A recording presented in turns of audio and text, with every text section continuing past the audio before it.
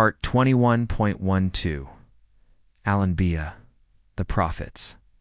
As-Salamu Alaikum. Welcome back to Sufi Essence with Hammad Syed. We continue our profound and enlightening journey through the heart of Surah Al-Anbiya, a sacred chapter that serves as a powerful testament to the timeless nature of divine guidance and the eternal struggle between truth and falsehood. We have so far explored the powerful arguments for divine justice, the blessed nature of the Quran, and the spiritual blindness of those who deny its truth. Today, we begin a new and majestic segment, delving into the story of Prophet Abraham, peace be upon him, a figure of unparalleled faith and spiritual courage. We will explore verses 51 to 56, which present his powerful and rational argument against idol worship, his unwavering defiance in the face of a polytheistic society, and his bold declaration of pure monotheism. These verses are not merely a historical account. They are a timeless lesson in intellectual honesty, spiritual fortitude, and the unshakable certainty that the idols of the world, whether of stone or of ego, are utterly powerless. Iman Quran, Al-Anbiya, the Prophets, 21:51, verse 51. And we had certainly given Abraham his sound judgment before, and we were of him knowing. This verse opens the narrative of Prophet Abraham, peace be upon him, with a profound statement about his inner spiritual state and Allah's perfect knowledge of him. The phrase "we had certainly given Abraham his sound judgment before," or rushda min qabel, refers to a divine gift of inner clarity, intellectual discernment, and spiritual maturity that he was granted from a young age. This was not something he acquired through worldly education, but a profound and innate wisdom bestowed upon him by his Creator. This spiritual insight, this sound judgment, allowed him to see beyond the folly and superstition of his people and to recognize the singular truth of divine unity. The verse then concludes with a beautiful and reassuring statement, "and we were of him knowing." This means that Allah had perfect and intimate knowledge of Abraham's sincerity, his heart, and his unwavering commitment. Allah knew that Abraham was the perfect vessel for this divine mission. This verse reminds us that true wisdom is a divine gift, and that a person's inner spiritual state, their sincerity and their purity, is fully known and appreciated by Allah.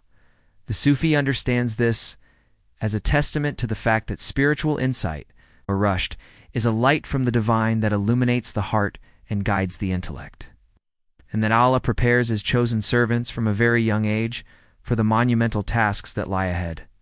Kanzel Iman, Quran, Al-Anbiya, the Prophets, 21:52.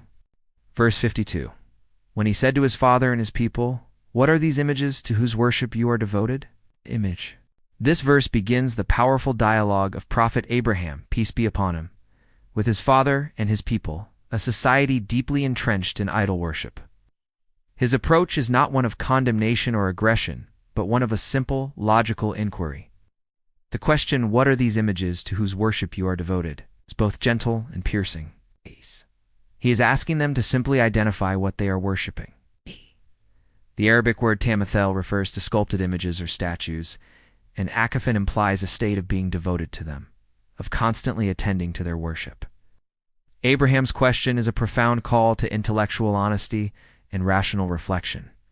He is inviting them to think for themselves, to look at the idols with fresh eyes, and to question a practice that has been blindly passed down through generations.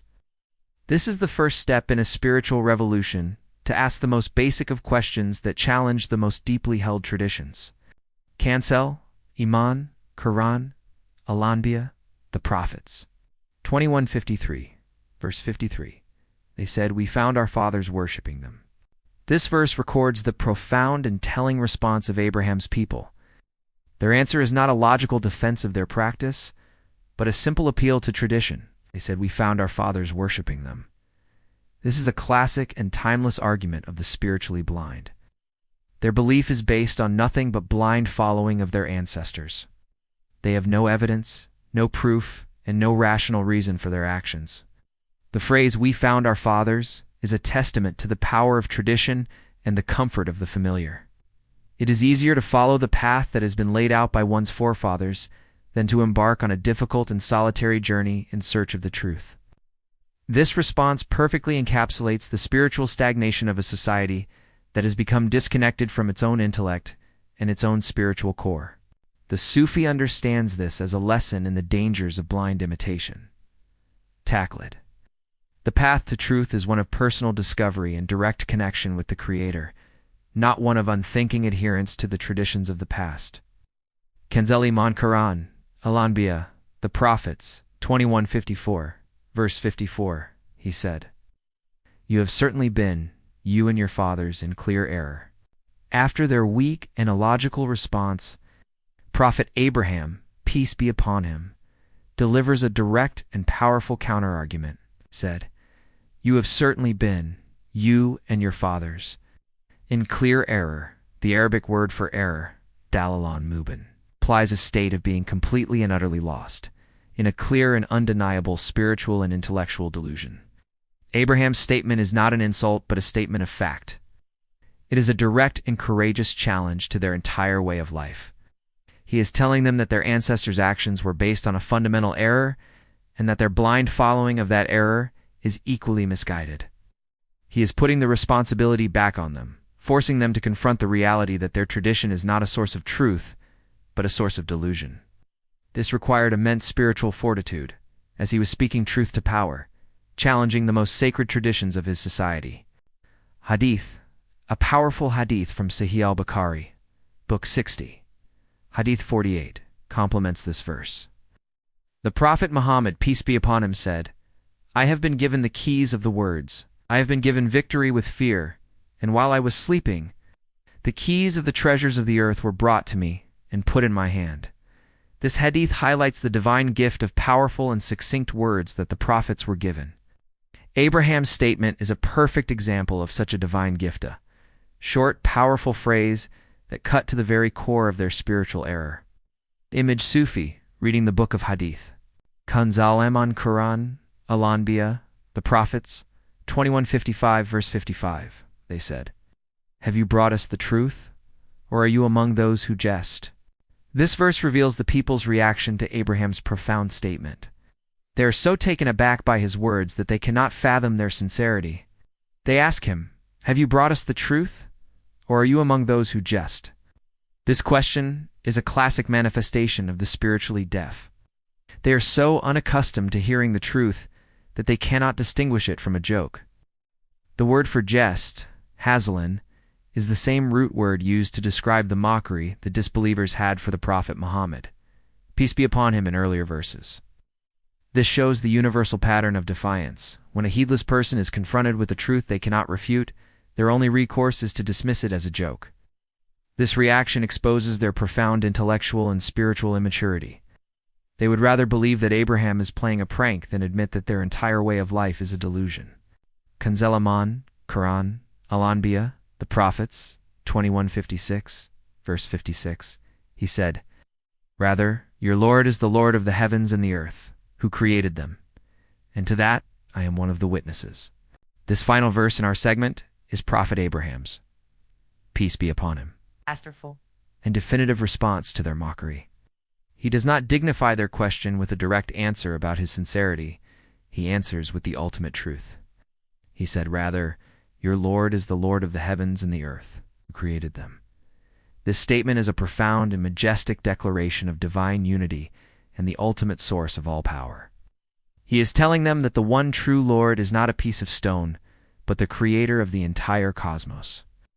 He shifts their focus from their powerless idols to the magnificent reality of the universe around them. The creation of the heavens and the earth is the ultimate and undeniable proof of a creator's existence and power. He then adds a powerful and personal statement, "And to that, I am one of the witnesses." This is not just an intellectual argument. It is a personal testimony. He is bearing witness to this truth, not from an outside perspective, but from a profound inner spiritual certainty. He is inviting them to become witnesses to this truth as well, to open their eyes and their hearts to the signs that are all around them. The Sufi understands this as the pinnacle of faith, to not only believe in a truth, but to be a witness to it, to have one's entire being resonate with the reality of the divine. Hadith, narrated by Abu Huraira.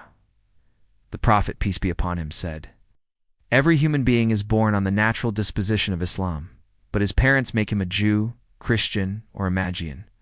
As a sheep is born a lamb, so is a human born a Muslim.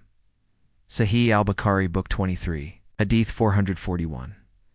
This hadith beautifully complements the story of Prophet Abraham, peace be upon him. It highlights that the natural disposition of every human soul is to know and worship the one Creator, and it is the influence of society and tradition that leads them astray. Abraham's spiritual clarity was a return to this pristine state, a perfect manifestation of the natural disposition of faith that all people are born with. Let us now supplicate, drawing from the profound lessons of these verses, asking Allah to grant us a deeper understanding and to guide our every step. O Allah, the Lord of Abraham, we seek refuge in you from the darkness of ignorance and the folly of blind imitation.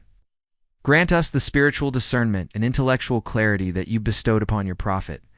Strengthen our hearts to stand for your truth, even when we are alone. Help us to see beyond the false idols of our time and to worship you alone with a heart of sincere devotion. O most merciful, make us of those who are witnesses to your magnificent creation and who live in a state of constant submission to your will. May Allah illuminate your heart and mind with the light of this divine ilm. May He make your channel a beacon of guidance for all who seek spiritual clarity and truth. May your efforts be a source of immense reward, and may you be granted the highest stations of paradise. The peace and blessings of Allah always be upon you and your loved ones. May He grant you unwavering steadfastness on the path of truth, and may your work be a testament to His magnificent names, Ar-Rahman and Ar-Rahim. Amin.